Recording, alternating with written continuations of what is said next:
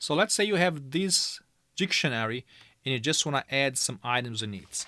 So first I want to create some variables to define the key and the value. So my key is going to be maybe grades and the value is going to be A.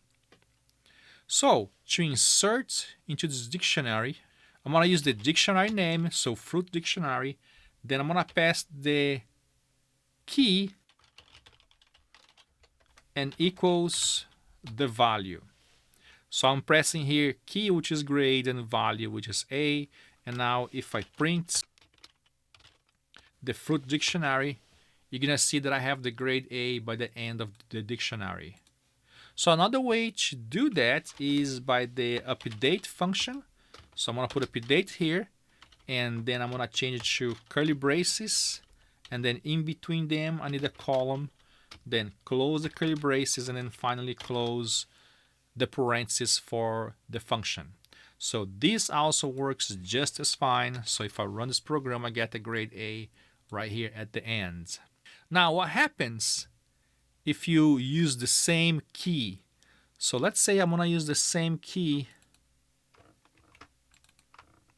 and then I try to update. So if that's the case, you will not add another one, but you will change the value of the current key value pair inside the dictionary. So in this case here, the flavor got changed to A. And the same thing will happen if you do the index way.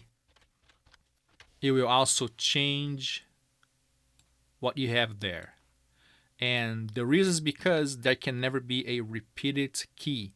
So if you try to update when you search with a repeated key, what you do is that you're going to change the value that's in the dictionary already with that given key. So what if you're not sure if the key already exists in the dictionary?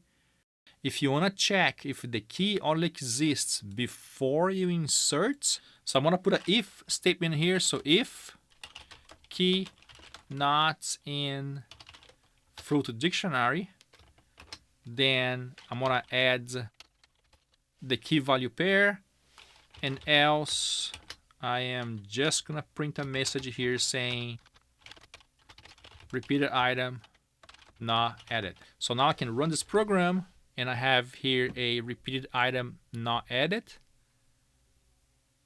And if I change this to grades, now it adds the grade into the dictionary.